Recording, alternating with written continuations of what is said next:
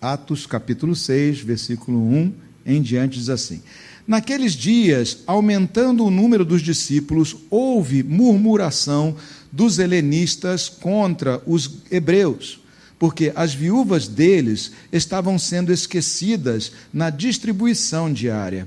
Então os 12 convocaram a comunidade dos discípulos e disseram: não é correto que nós abandonemos a palavra de Deus para servir às mesas.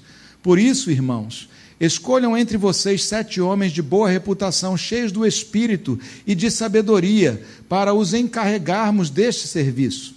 Quanto a nós, nos consagraremos à oração e ao ministério da palavra. O parecer agradou a todos. Então elegeram Estevão, homem cheio de fé e do Espírito Santo, Filipe, Prócoro, Nicanor, Timão, Pármenas e Nicolau, prosélito de Antioquia.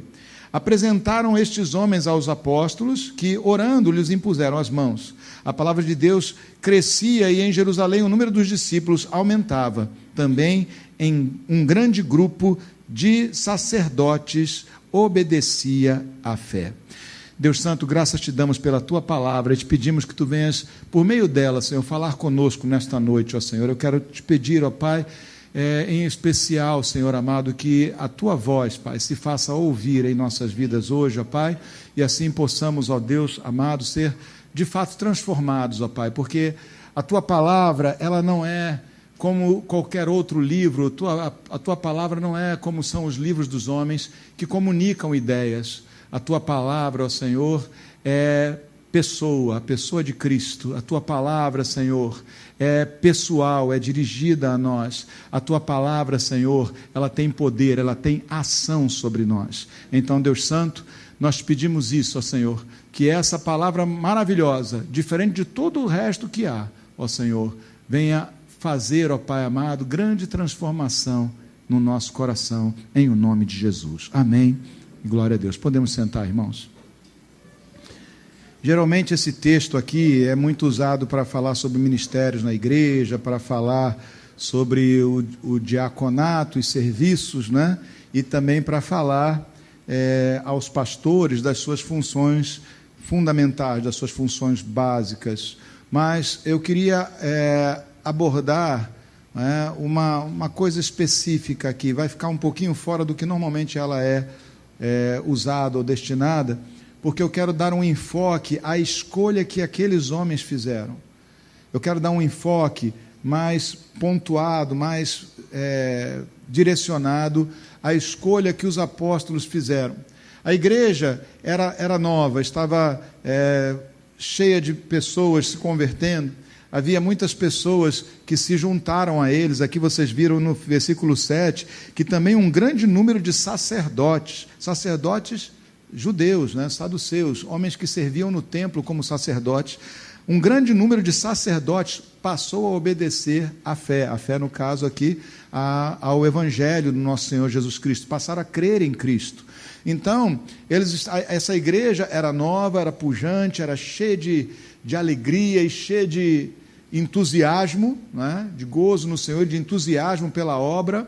Era um avivamento tremendo que estava acontecendo, não é isso? Nós chamamos de avivamento geralmente as coisas posteriores, mas o que estava havendo ali era um avivamento tremendo, né? E havia muitos convertidos. E a igreja está se estruturando. E dentro dessa estruturação da igreja começou a haver alguns problemas. E esses problemas estavam comprometendo a dedicação dos apóstolos, né, ao núcleo do seu ministério, que era a pregação da palavra, o estudo da palavra, a pregação da palavra, o ensino da palavra de Deus, e a oração.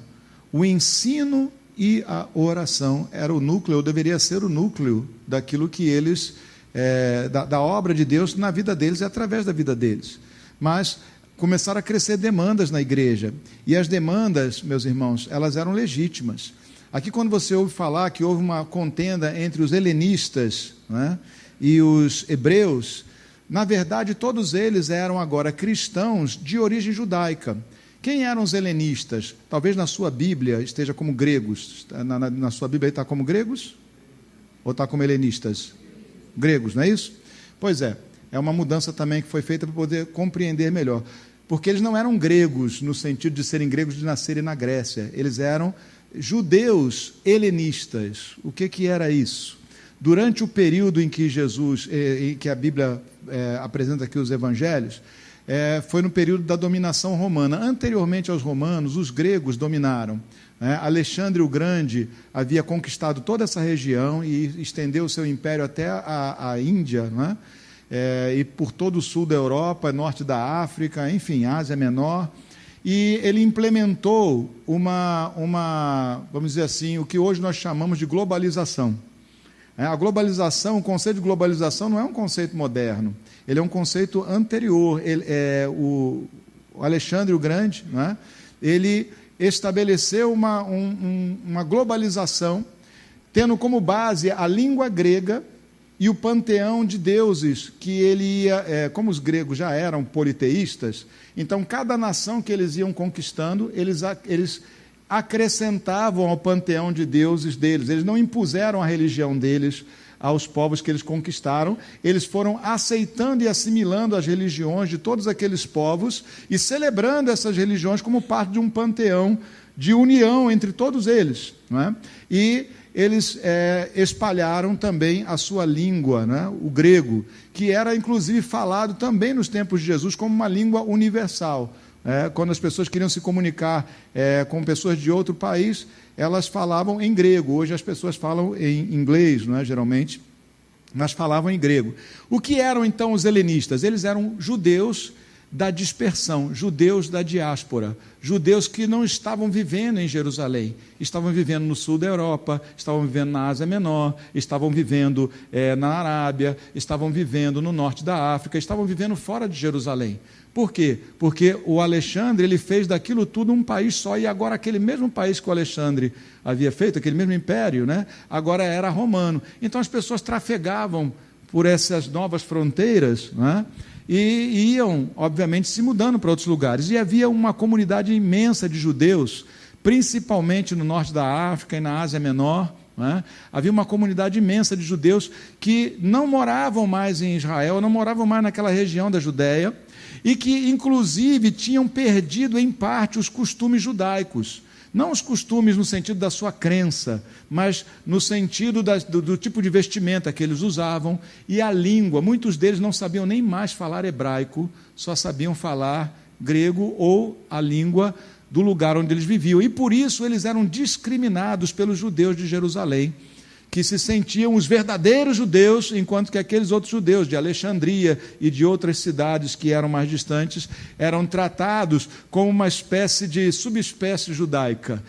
Eles eram admitidos no templo, mas o judeu de Jerusalém tinha uma certa rejeição a eles, e isso, ao converterem-se essas pessoas e entrarem para a igreja de Cristo, trouxeram as suas manias, digamos assim, as suas rejeições e os seus preconceitos, vamos dizer assim, de época, para dentro da igreja, de tal modo que os helenistas se sentiram, os cristãos helenistas, vamos dizer assim, se sentiram discriminados pelos cristãos que eram hebreus, que eram da região da Judéia, aquela região de Israel. Então, eles se sentiram discriminados como? Havia, naquela época, meus irmãos, a necessidade direta, não havia naquela época aposentadoria ou pensão por parte do Estado, não havia nenhuma garantia social nesse sentido. Então, o que acontecia? Se uma mulher ficava viúva, ou uma criança, ou um jovenzinho, muito novo ainda, se tornasse um órfão, e ele não tivesse outros parentes, ou ela, a viúva, não tivesse outros parentes que cuidassem dela, o que acontecia é que essas pessoas entravam no estado de miséria. Então, a igreja tinha por princípio suprir essas viúvas e esses órfãos, fazendo uma distribuição cotidiana de recursos, de alimentos, para que aquelas pessoas não ficassem, obviamente, passando necessidade. Então, havia essa distribuição, mas era feita pelos apóstolos, eles mesmos coordenavam isso. Só que o volume começou a crescer E eles começaram a ter problemas e dificuldades, e começou a fofoca. Deram mais para fulano do que para ciclano, esqueceram da dona Mariazinha, esqueceram disso, daquilo, enfim. Eles disseram, finalmente, olha, não é justo a gente ficar cuidando dessas coisas, não temos condição de cuidar dessas coisas, vamos nomear 7 homens para isso. Esse é o cenário que eles estavam vivendo. Mas o que eu quero ressaltar aqui é a escolha que eles fizeram. A escolha que eles fizeram. Porque facilmente, meus irmãos, as coisas, os cuidados da vida, os problemas que nós enfrentamos, as necessidades urgentes e emergentes que surgem, muitas vezes elas nos desviam do foco central da nossa vida. E isso é para nós, obviamente, uma perda muito grande. Não é? Uma perda muito grande. Muitas vezes nós começamos a querer buscar a Deus, eu quero dizer, todos nós aqui, não estou falando nós aqui, o ministério, os pastores, não é disso que eu estou falando. Eu estou falando todos nós aqui. Nós queremos buscar a Deus, queremos nos dedicar mais ao Senhor, mas pipocam uma série de necessidades, outras que acabam concorrendo, desviando a nossa atenção, não é?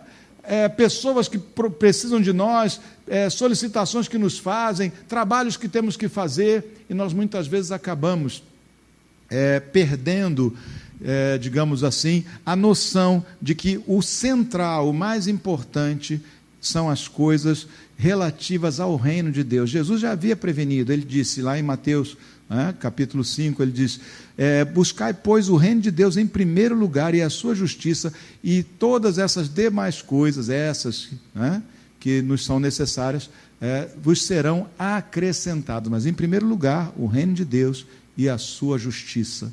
O reino de Deus e a sua justiça. Constantemente, nós somos peneirados, nós somos balançados e sacudidos por essas outras necessidades que nos tiram dos nossos propósitos de buscar o Senhor. E nós temos que tomar muito cuidado, porque isso de tal modo toma o nosso coração, os nossos alvos e objetivos, que às vezes nos esfria completamente da busca ou da comunhão mais estreita com o Senhor. Muitas pessoas, muitos cristãos trocam a devoção pelo ativismo. Consideram que fazer coisas, sejam atividades na igreja, seja mesmo atividades de caridade, de ajudar outros e sei lá o que mais, são mais importantes, ou acabam considerando que são mais importantes do que a comunhão com o próprio Senhor. Lembra quando Jesus estava na casa, numa ceia, num jantar, na casa de uma pessoa importante, que entrou uma mulher e quebrou um vidro, um vaso de alabastro. Não sei se você sabe o que é alabastro. Alabastro é uma rocha, se não me engano. Eles vão polindo ela e ela fica como um vidro. Para a época, para o dia de hoje, seria para nós um vidro tosco, mas você vê, de certo modo, usado em decoração. Mas na época era uma coisa muito cara, o próprio frasco era muito caro.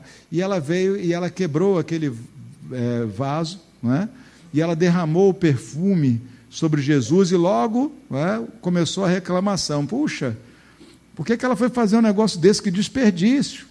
Você podia ter vendido esse perfume e nós poderíamos ter recursos para atender mais pobres, dar o recurso para os pobres. E Jesus respondeu a esse questionamento. Ele disse, olha, os pobres vocês sempre têm com vocês, mas o que ela fez em preparação para o meu sepultamento. E ele repreendeu aqueles que fizeram essas conjecturas. E nós temos que tomar muito cuidado, meus irmãos, porque é muito importante que nós sejamos sensíveis às necessidades, que nós atendamos necessidades, sejam da nossa família, sejam de outras pessoas. É importante, mas não suplanta em importância aquilo que é de fato o nosso dever para com Deus e é de fato o que expressa a nossa comunhão com o Senhor, que são justamente as disciplinas espirituais, as coisas que nós fazemos em adoração ao Senhor, em honra ao Senhor. E eles aqui disseram claramente isso, Não é correto que nós abandonemos a palavra de Deus para servir as mesas. Não era só uma questão de logística, era uma questão de fazer a escolha certa. E aí, então ele diz: quanto a nós, nos consagraremos, versículo 4, à oração e ao ministério da palavra. À oração e ao ministério da palavra. Ora, nós poderíamos agora examinar aqui e fazer uma associação direta.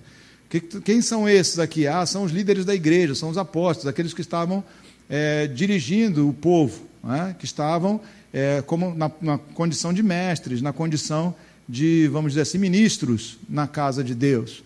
Mas, meus irmãos, embora para o ministro na casa de Deus, especialmente, seja muito mais importante, seja importantíssimo, ele fazer isso, ou seja, dedicar-se à oração e dedicar-se ao conhecimento, ao estudo da palavra de Deus e à pregação da própria palavra de Deus, na verdade, meus irmãos, todos nós, embora seja importantíssimo para os ministros do Evangelho, é importantíssimo para todos nós, porque a Igreja de Jesus Cristo, a palavra de Deus nos ensina que o sacerdócio, ele não está focado sobre um homem ou dois ou três numa comunidade, mas ele é universal. Ele deve ser exercido por cada cristão, por cada membro dessa comunidade. Amém? Na igreja não tem super-herói. Aliás, tem Jesus, o único. Mas não tem super-herói nos quadros da igreja. O que tem são membros de um mesmo corpo, com funções e capacitações e dons e talentos diferentes, mas membros igualmente do mesmo corpo, de cujo cabeça, desse corpo é o Senhor Jesus. Amém? Então todos nós precisamos disso, e temos que tomar muito cuidado para não sermos arrastados pelas necessidades, sejam nossas, sejam urgências de outras pessoas, ou o que quer que seja, e acabar prejudicando essa que é a atividade principal, ou devem ser as atividades principais de todo cristão. Amém? De todo cristão. Eu ia continuar dentro desse mesmo enfoque, dessa mesma mensagem, mas aqui durante os louvores eu decidi no meu coração compartilhar algumas experiências últimas com os irmãos. Eu já compartilhei com vários aqui, para alguns vai ser redundante, mas eu quero que todos pensem, ponderem nisso, nessas coisas que eu vou dizer. Algumas delas aliás, elas são de uma experiência pessoal com o Senhor. De uma experiência pessoal com o Senhor. São fruto de coisas que o Senhor tem feito na minha vida e tem feito na vida de outras pessoas aqui também, mas que eu gostaria de compartilhar com os irmãos com o intuito de provocar, com o intuito de criar um comichão, um incômodo, para que a gente pense, reflita sobre essas coisas e para que nós possamos de fato valorizar isso que tem que ser a nossa principal tarefa e a nossa principal função. Porque eu hoje, cada vez mais, eu sinto que eu preciso me dedicar mais e mais e mais e mais a isso. E como pastor desta igreja, eu tenho bastante tempo para fazê-lo. Isso não vai prejudicar a nossa relação. Mas eu tenho bastante tempo para fazê-lo, e eu posso fazê-lo, e eu devo fazê-lo, e eu tenho que fazê-lo.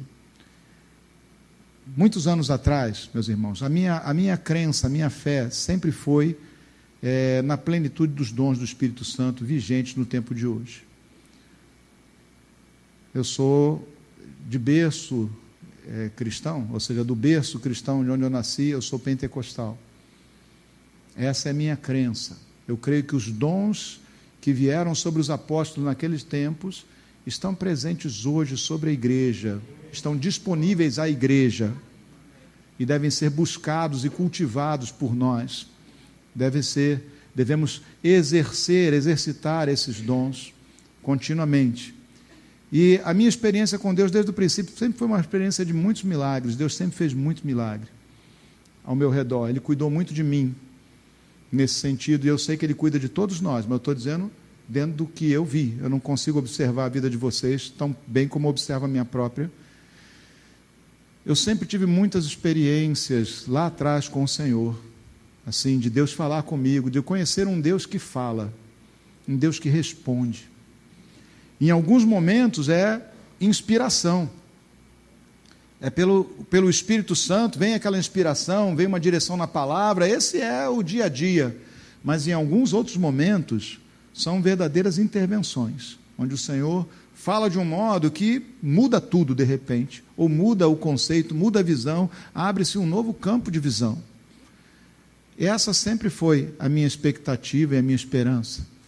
Os nossos retiros de juventude, né, o nosso tema era o de sempre, os dons do Espírito Santo. E vamos buscar. Né, e pessoas eram batizadas, né, no Espírito, enfim, coisas maravilhosas aconteceram, principalmente em termos de renovação. Muitas vidas foram marcadas. Né, eu conheço muita gente que o Senhor transformou, muita gente que o Senhor marcou. Alguns que estão até meio rebeldes, mas quando a gente chega perto, eles dizem, que saudade filho, a porta está aberta, vamos de novo, vamos buscar. Né? Eu me lembro que um que era um líder entre nós, assim, não é que eu colocava ele para dirigir louvor e outras coisas mais, quando era líder de juventude, depois mudou de cidade, militar, exército, foi embora para outra cidade, e um dia ele estava aqui no Rio de Janeiro, encontrei ele, quando eu encontrei com ele, ele estava com uma medalhinha pendurada no pescoço dele, com uma imagem. Aquilo me deu um corte no meu coração, eu fiquei doído com aquilo. Eu disse, meu irmão, como você pôde deixar as coisas retrocederem a esse ponto? Eu não consegui guardar minha boca. Ele botou a mão em cima e começou a tentar tirar aquilo. Eu disse, como pôde? Nós conversamos ali, oramos, depois ele sumiu de novo. Aí teve uns poucos anos até, eu já sabia, eu já tinha visto ele pela internet, alguma coisa assim. Eu soube que ele era pastor agora, muitos anos depois, né? Arrependido, retornando ao caminho do Senhor, e ele esteve nos visitando aqui um dia desse, uns 3 anos atrás, eu quase não o reconheci. Ele é mais alto que eu, e ele era muito forte, tanto é que ele tocava a bateria andava quando ele batia, a gente tinha que amarrar a bateria no banco para a bateria não andar. Mas ele não estava só forte, não, ele estava gordo. Eu disse, agora, irmão, vamos cuidar. Já cuidamos do espírito, vamos cuidar do templo. Mas, vidas transformadas. Mas eu sofri um acidente de perspectiva em algum momento da minha vida. Na nossa busca pelo poder do Espírito Santo, lá, enfim, entrou um movimento na igreja, primeiramente de guerra espiritual, e depois houve uma mistificação, as coisas saíram um pouco de dentro da Bíblia para o campo da experiência pessoal, e a coisa começou a ficar estranha, e no meu coração, eu me fechei, que eu via que ali havia erro, né? E eu me choquei com erros, eu vi muita coisa que era criancice, e muito oba-oba, e farra, né? No sentido assim, brincadeira com coisas espirituais, não partia da direção, mas contaminou o povo. Aliás, partiu da direção, porque, de certo modo, todos nós, de certa forma, toleramos aquilo até que chegou um ponto incontrolável.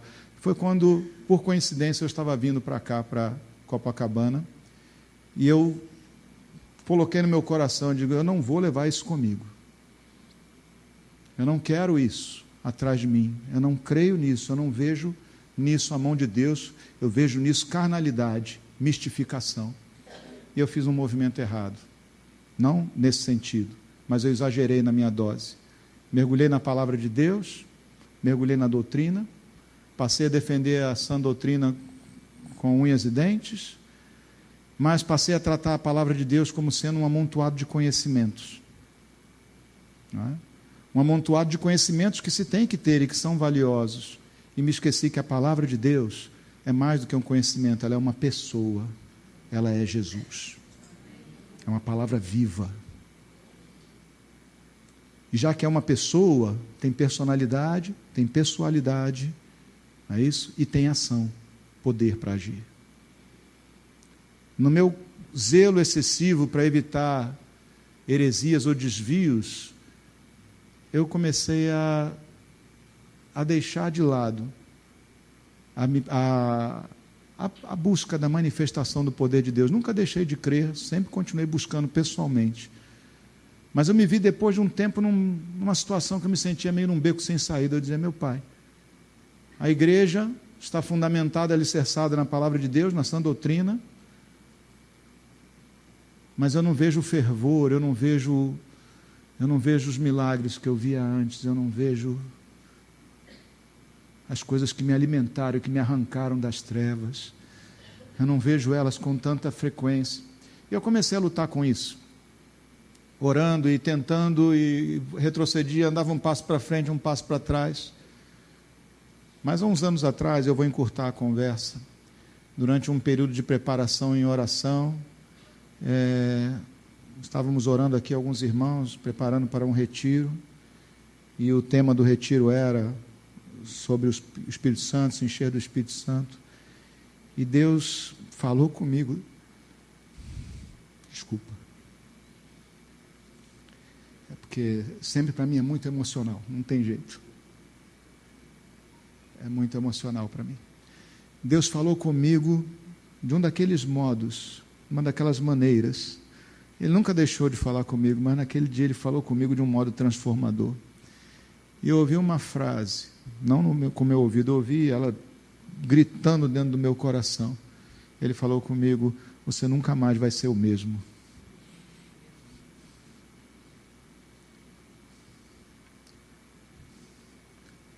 Depois de muitos anos, não o tempo todo, mas orando, pedindo a Deus: Senhor, o que houve? Onde foi que eu errei? Qual foi o lado? Qual foi o caminho que eu tomei que eu preciso voltar? E Ele falou comigo. Ele disse: você nunca mais vai ser o mesmo.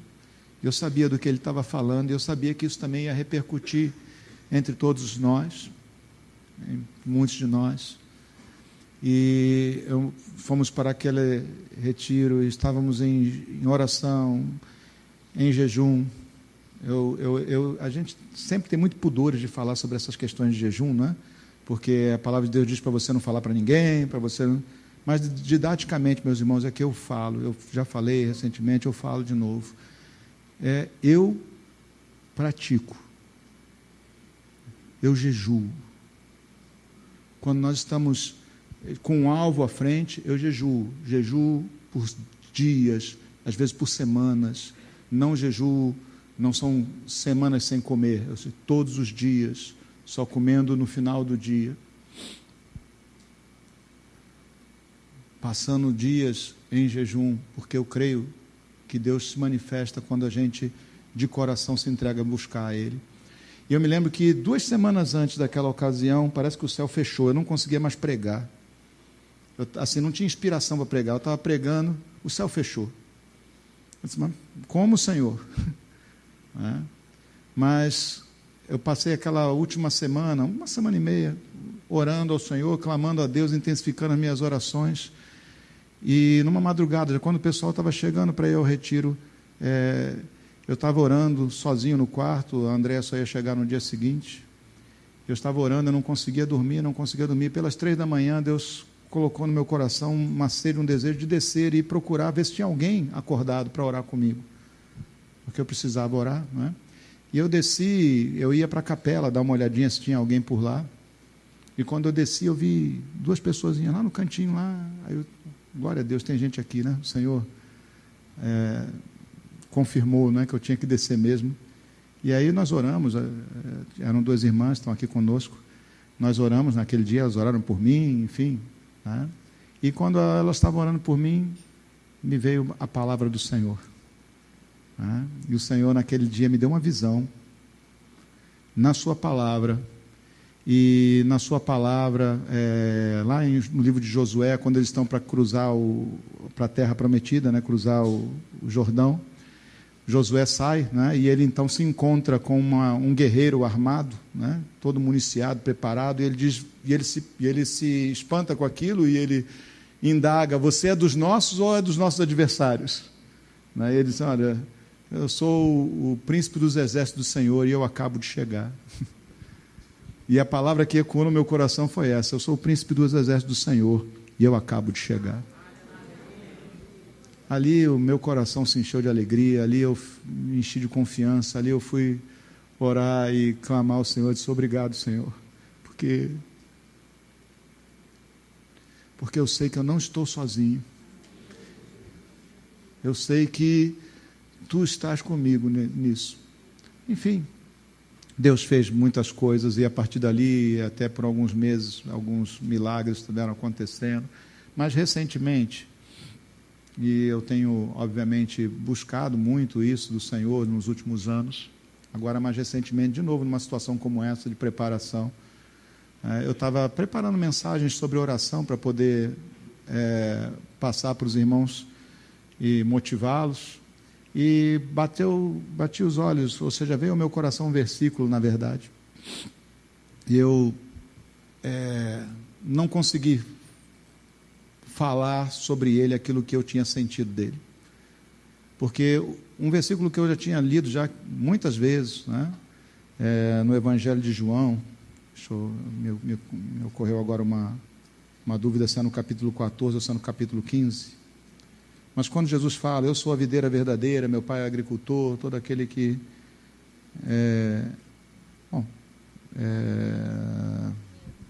15, versículo 7, não é isso? Obrigado, meu computador. João 15, versículo 7, ele fala, o Senhor Jesus fala, se permanecerdes em mim, as minhas palavras permanecerem em vós, pedireis o que quiser, e será concedido. E o meu problema com isso foi, mais uma vez, o lacre da doutrina. Olhar para aquilo e dizer, o que quiser. Tem um negócio aqui esquisito, está parecendo o gênio da lâmpada. Não parece Jesus, parece o gênio da lâmpada. O que quiser. Mas aí me veio uma compreensão.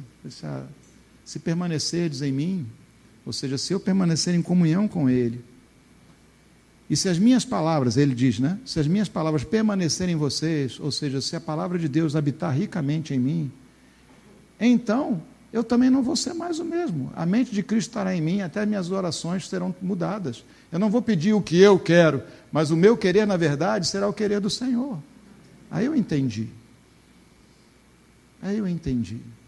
Mas ainda assim não conseguia pregar, não conseguia fazer a mensagem. E um dia pela manhã eu estava orando, bem de manhã cedo, orando. E para você, só para te situar, eu gosto muito, quando eu estou orando e meditando, eu gosto de andar. Dentro de casa, aproveitando que a casa estava vazia. E quando eu entrei na cozinha da casa, não por ser a cozinha, eu só quero você perceba que o Senhor fala no cotidiano, me veio uma dor, assim, uma tristeza no meu coração, que eu disse, Senhor, que eu tive aquela percepção de que se eu permanecesse, e de repente me veio uma tristeza no coração, eu disse, Senhor, será que eu já não torrei, eu usei essa expressão na minha oração, será que eu já não torrei a tua paciência com as minhas inconstâncias? E essa coisa, de buscar, depois dar uma diminuída na busca e buscar de novo, aquecer, esfriar, aquecer. Será que eu já não torrei a tua paciência? Será que isso não vai mais acontecer comigo porque eu te chateei, porque eu te torrei a paciência? E a palavra veio, mais uma vez, o Senhor falou comigo de um modo muito marcante, poderoso. E na palavra ele disse, se você proceder bem, não é certo que você vai ser aceito? Aí eu entendi que não é tarde demais, que Deus continua com a mesma disposição, que Deus ainda tem os mesmos propósitos comigo, e eu creio com todos nós, que Deus não desiste de nós, mesmo que nós tenhamos em vários momentos fracassado e errado e falhado e negligenciado e feito qualquer coisa assim. A palavra dele a mim foi, se você proceder bem, você vai ser aceito. Então determinei no meu coração, Senhor, eu quero permanecer, e eu quero que a tua palavra permaneça em mim. E eu tenho buscado isso. falei semana passada com os irmãos que estavam aqui orando comigo, aqui o pessoal da música, eu disse, olha, voltei lá do retiro, né, quando todo mundo pensa que vai voltar cheio de gás, eu voltei cheio de preguiça. Mas eu falei para eles, eu quero confessar diante de vocês que eu fui preguiçoso nos últimos 2 ou 3 dias. Eu fui preguiçoso. E eu quero confessar isso para vocês, porque primeiro, quando a gente confessa, nós somos curados. Em segundo lugar, nós somos enredados pela palavra que os nossos lábios proferem. Eu disse, eu não quero mais ser assim, eu não serei mais assim. Eu enredei, prendi numa rede as minhas palavras, eu me prendi, desculpe, numa rede de palavras, para que eu não retroceda do ponto. Mas eu quero dizer para você, e é isso, eu volto ao ponto aqui, ao texto. O principal não pode ser deixado de lado por causa daquilo que é emergente.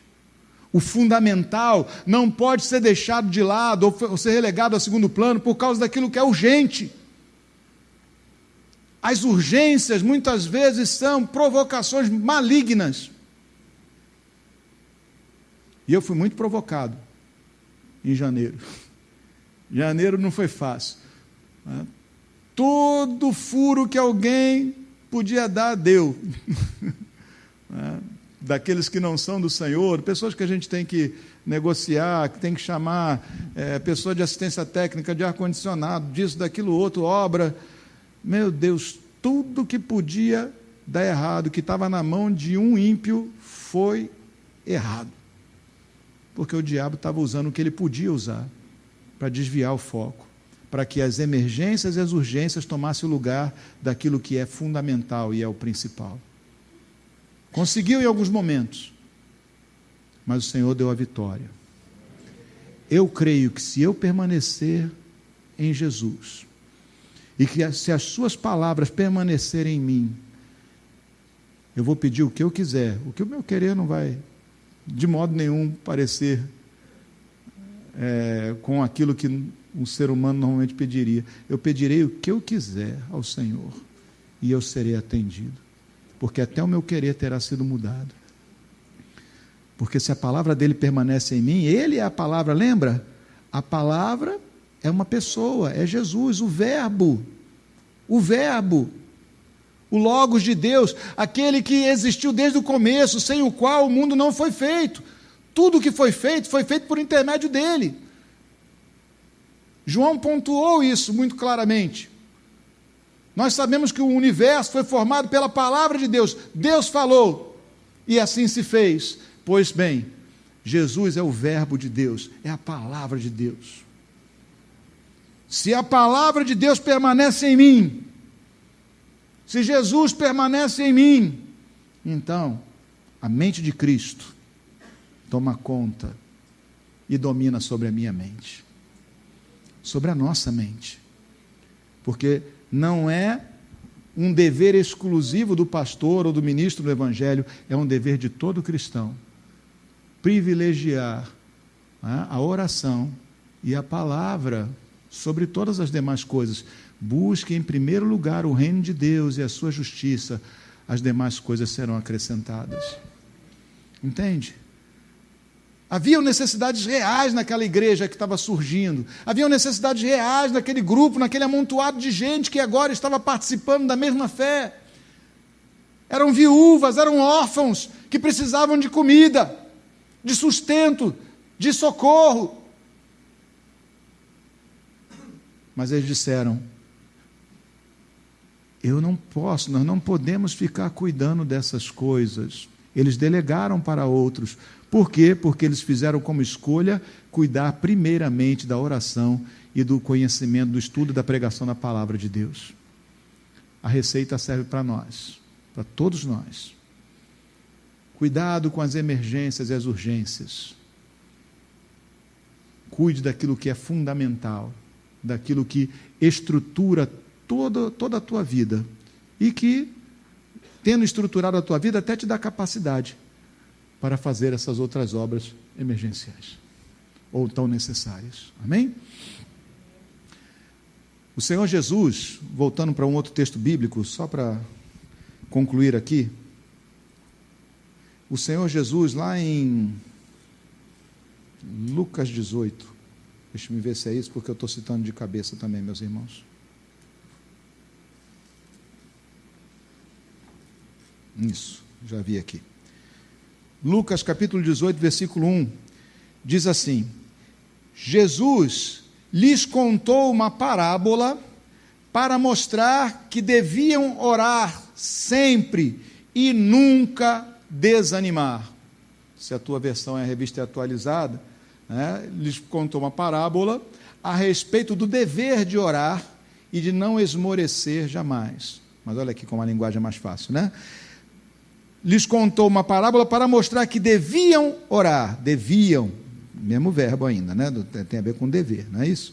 Orar, desculpe, não o verbo, a mesma raiz de palavra, sempre e nunca desanimar, deviam orar sempre e nunca desanimar, deviam orar sempre, né? E nunca desanimar. E aí o que ele fala para eles? Ele fala para eles a respeito dessa parábola do juiz iníquo. Em certa cidade havia um juiz que não temia a Deus nem respeitava ninguém. Havia também naquela mesma cidade uma viúva que sempre o procurava, dizendo: julga a minha causa contra o meu adversário. Por algum tempo, ele, o juiz, não a quis atender, mas depois pensou assim: é bem verdade que eu não temo a Deus nem respeito ninguém. Porém, como esta viúva fica me incomodando, vou julgar a sua causa, para não acontecer que, por fim, venha a molestar-me. Então, o Senhor Jesus explica a parábola para eles, dizendo: ouçam bem o que diz esse juiz iníquo. Será que Deus não fará justiça aos seus escolhidos, que a Ele clamam dia e noite, embora pareça demorado em defendê-los? Digo a vocês que depressa lhes fará justiça. Contudo, né? Bom, vamos ficar aqui. Digo a vocês que depressa lhes fará justiça. O que Jesus fez? O que ele está dizendo? Qual é a moral da história? Olha, se até um homem mau, ruim, que não teme a Deus, que não respeita ninguém, se até esse homem atendeu ao clamor daquela viúva só porque ela ficou lá insistindo, Deus, que é bom, que é Pai, que te ama, não vai atender também aqueles que clamam a Ele dia e noite? Até um homem mau faz, porque Deus não faria com vocês que clamam dia e noite em oração. Meus irmãos, nós temos que ser perseverantes na oração. E aí nós veremos maravilhas de Deus. Quem tem visto maravilhas de Deus, levante a mão. Mas então, quando o pastor perguntar de novo, todas as mãos se levantarão. E algumas até com os 2 braços. Justamente por queremos enfatizar aquilo que Deus tem feito em nós. Amém? Mas tudo começa com nós entendermos que o principal é a nossa devoção ao Senhor, e todo o resto deve derivar disso. Que uma vez que nós entramos no reino, que nós nos convertemos, que nós cremos em Jesus como nosso Senhor e Salvador, Ele tem que ser o principal das nossas vidas. Nós temos que permanecer nele, e a palavra dele tem que permanecer em nós. Não achar que as nossas orações, simplesmente por nós acreditarmos, elas vão produzir resultado. Acreditarmos que elas produzirão resultado, produzirão. Compreender que isso parte de uma relação com Deus, porque o poder que a oração tem não é o poder daquele que ora, mas é o poder daquele que atende a oração. Amém? E eu queria hoje que nós gastássemos um tempo buscando adorar esse Deus maravilhoso. Que nós nos colocássemos na presença dele e disséssemos: Senhor, eu quero mais. Senhor, eu não quero só vir na igreja no domingo e ouvir o pastor falar e de repente cantar um corinho, um hino, que de repente me dá uma emoção de cantar. Senhor, eu quero ser cheio da tua presença. Senhor, eu quero ouvir a tua voz. A tua voz, Senhor amado, marcando fundo o meu coração. Senhor, eu quero experimentar, ó Senhor, a vida ó Pai, poderosa, que tantos outros experimentam e tantos outros experimentaram, que nos ficou registrado na palavra de Deus. Senhor, eu quero provar mais de Ti. E eu quero, Senhor amado, me derramar na Tua presença, derramar o que eu sou e receber de Ti quem Tu és, para a transformação de mim, de cada um de nós, para a minha transformação. Fica de pé no teu lugar.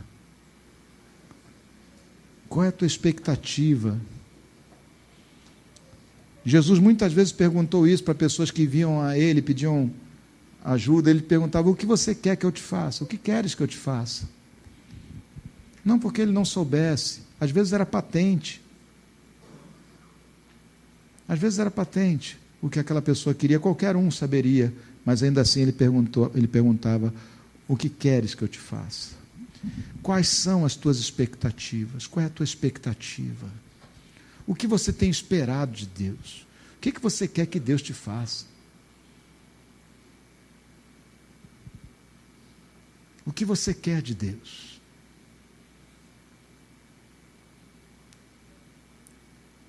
O que você espera dele?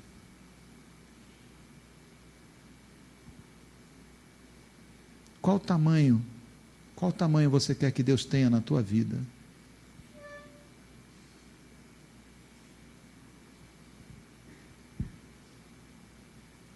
O que queres que eu te faça? Diz o Senhor. Feche teus olhos no teu lugar. O que você quer de Deus? O que você quer do Senhor? Pois eu te digo que o que há de mais precioso para querer do Senhor é Ele mesmo, a sua presença. Buscar o reino de Deus, que Ele governe, que Ele domine, e a sua justiça, não a ética desse mundo, mas a do reino de Deus, os valores do reino. As outras coisas serão acrescentadas. Se Jesus te perguntasse hoje, pessoalmente, o que queres que eu te faça? Eu te digo que se você quiser alguma coisa qualquer, pode ser que Ele faça, mas será isso? Que no nosso coração esteja um clamor pela presença dEle: Senhor, que eu seja cheio. Senhor, como o texto de Efésios que a Mariana leu aqui, que eu seja tomado de toda a plenitude do Teu Espírito Santo. Que eu seja tomado de toda a plenitude do Teu Espírito Santo. Que eu conheça a Ti como o amado da minha vida, aquele que eu amo com todas as minhas forças, com tudo que eu sou, com tudo que eu creio, com tudo que eu tenho.